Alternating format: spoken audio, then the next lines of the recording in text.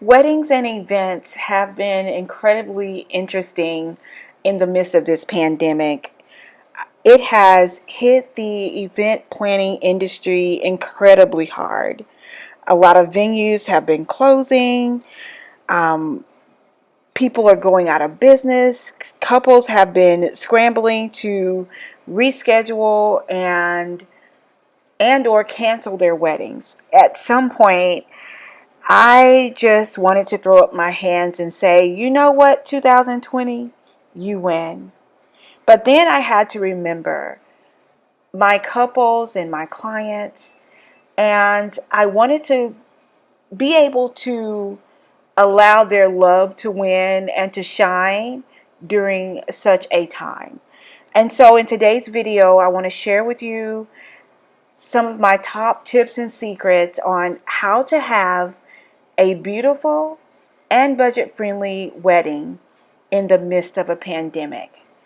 I hope you guys enjoy this video, and if you're here for the first time, my name is Melanie. Welcome to Living Luxuriously for Less, where we celebrate, decorate, and enjoy everyday life for less.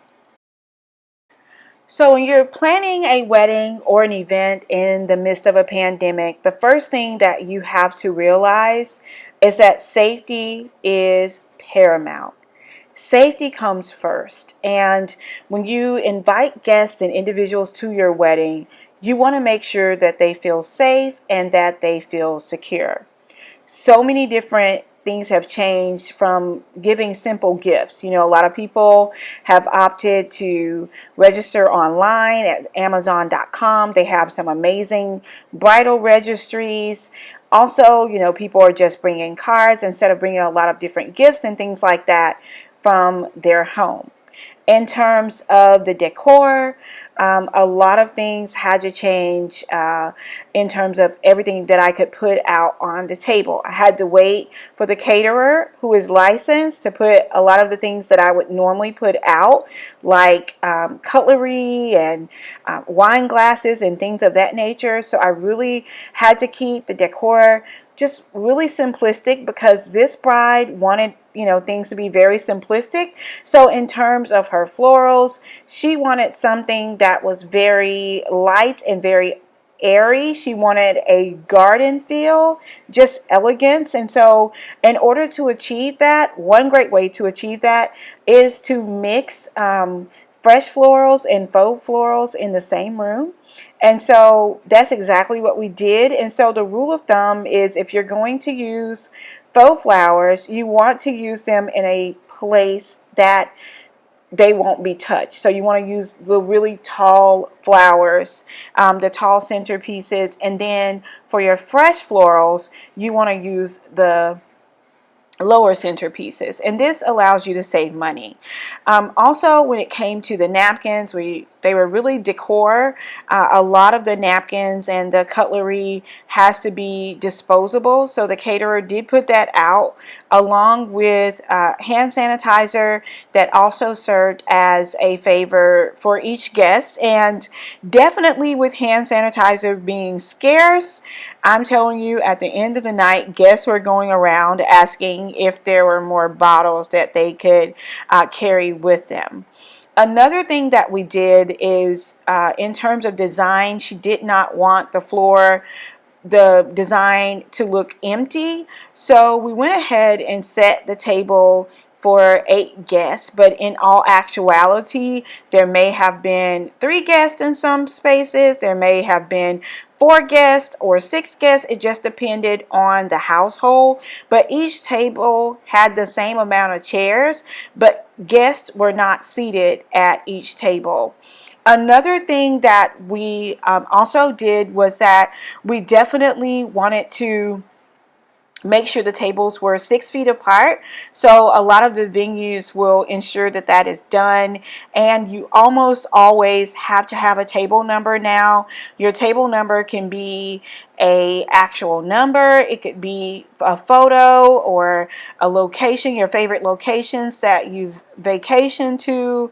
It could be like your first date.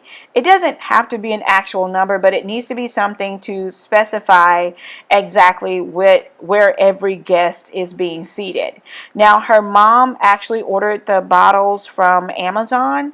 Again, you can do your bridal registry there. There are a lot of cool things you can order. And then she just filled the bottles with sanitizer, and she put a personalized label on each bottle, and the guests really loved the way that it all worked out. So another thing that you want to do is just have options. So we set up the indoor option. Of course, we added some uplighting and things like that because the reception was going to take place on the inside, where it was much cooler, and you know, the guests would feel a lot more relaxed. But the wedding did take place on the outside overlooking the mountains. It was absolutely gorgeous. And I did notice that that plate was a little bit misplaced there, but some of the older guests had to come in out of the heat. So I definitely understand that. But it all turned out absolutely gorgeous. I did put some pearls in the bottom of the candles, and I like that because it just adds a little bit of interest and texture versus just having, you know, water. So I just really love the way that that looked with the candles on the inside. Of course, you can get these vases and the floating candles from the Dollar Tree. So I thought those looked really nice.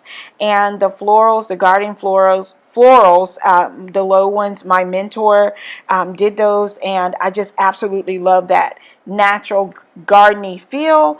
And we wanted to do some low ones because initially the reception was going to take place outside, outside as well, and we wanted the low centerpieces because you really didn't have to worry about them being blown over outside from the wind. So that was another thing that we wanted to consider as well. They also had this gorgeous fireplace. I wanted to drape it with just some beautiful garland and florals, but in order to keep it budget friendly, we just used different heights of hurricane vases and footed hurricane vases, and put the floating candles on the inside of them just to bring a little bit of ambiance to the overall look and feel of the space. And it looked really good that night when the lights were down and the uplighting was on. It just looked really romantic to have all of the candles over the fireplace. But of course, you could put greenery and other things there as well. For the backdrop and draping, she just wanted to keep it very soft and very simple. We used the Mr. and Mrs. signs from Hobby Lobby. You can purchase these and also bling them out yourself. I do have a DIY video on that, and if you guys are interested, I will leave it down in the description box below. I also like to group things in 2s and 3s, and candles and candle lights add so much ambiance to the overall look and the overall feel of the space. So I just think that all turned out, absolutely beautiful. She was a very simple bride. She did not want a lot of bling and, the things that I typically add, and so she was very classy, very classic, and just wanted it, very simple. For their napkin, of course, you guys know I love the bling from totallydazzled.com. I will leave a link down below. I know they recently had a 99-cent sale, so definitely sign up for their list so that you will be aware of when they have amazing deals going on. These napkin rings look absolutely fabulous, and now that we're getting ready to enter into the holiday season with Thanksgiving and Christmas and all of the other wonderful holidays coming up, you definitely want to add a little table jewelry to your collection. It adds so much grace and sophistication and understated elegance to your space. Now, you guys know Lanita is an absolute whiz when it comes to tying gorgeous bows on the backdrop. And one of the things I want to mention about the backdrop is that we will be having a Luxe Academy. We have two versions available. One of them will be an actual in-person version. We are limiting the number of guests that can attend to only 10 guests. This space will hold up to 500 people, so there is plenty of room to social distance, and I have a lot of rules and regulations around that. And then we will also have a virtual Luxe Academy, and so basically what we'll be doing is filming the behind the scene of how we set up this wedding, from the backdrop to the florals to setting the tables, and I will break those up into mini videos and do kind of a voiceover like this and explain exactly why I did what I did and the mechanics and everything behind it.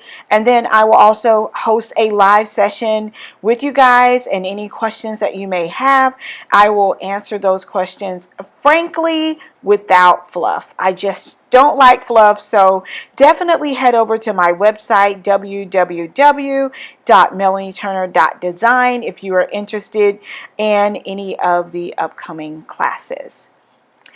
So without any further ado, I'm going to stop talking for just a moment and let you guys enjoy the simplicity and the beauty of this room. One of the things that I want to point out is that when you're doing a beautiful wedding on a budget, you definitely want to keep things very simple and very elegant and spend the money where it counts. So keep that in mind when you are planning your wedding or your event.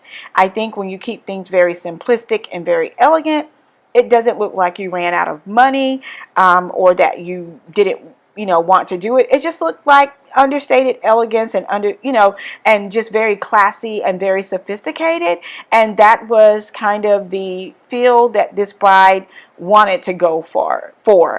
She was very classy, very sophisticated, and she just wanted that understated elegance for her big day. So without any further ado, we're going to journey outside because some of the guests felt more comfortable dining outside and kind of away from the other guests that were there. And the wedding, as you can see, was held over on the right, and it overlooked the mountain.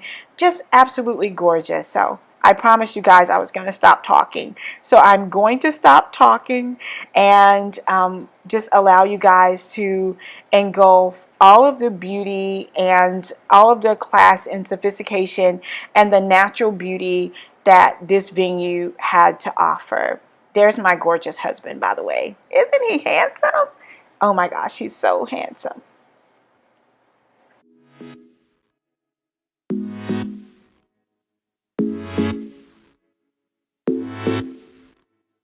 I know the reason why we chose to say goodbye, but I can't help my feelings. Right now, I can't deny you never left my mind, and now my heart is bleeding. Why did I have to break it up? Guess I was just a young girl living in a dream world. I thought that I'd be better off, but now I pay the price. I do. I don't know how to forget you. I can't forget you. You're always on my mind.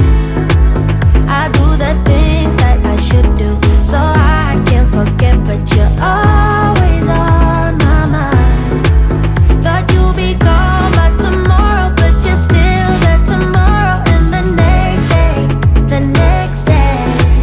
I wish I wouldn't remember how you. One of the other things that I would like to stress here is that there are several practical things that you can do other than reducing your guest list and the other things that I mentioned earlier in the video. And that is, you want to make sure that you require all of your guests to wear masks to wash their hands.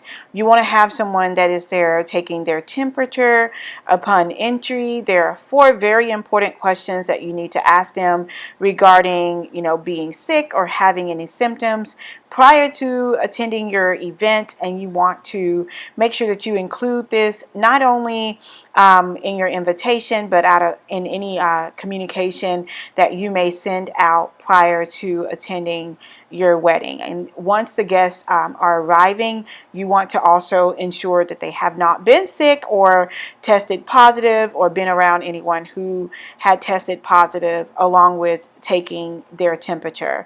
I have a complete course and book that I have taken the time out to write on how to have an event, how to charge for an event, how to plan for an event post COVID-19, and the title of that is called Make Lemonade, and I will link that down below as well. And if you are a bride or a groom that has been affected by this, I just want to encourage you guys to realize that the most important thing in all of this is the love that you have for one another. So if your event has had to be postponed or canceled, or you had to opt for something that was not your dream wedding, just know that your love for one another is strong enough and that it will win. So I thank you guys so much for watching. Until next time, it's Melanie with Living Luxuriously for Less. Cheers!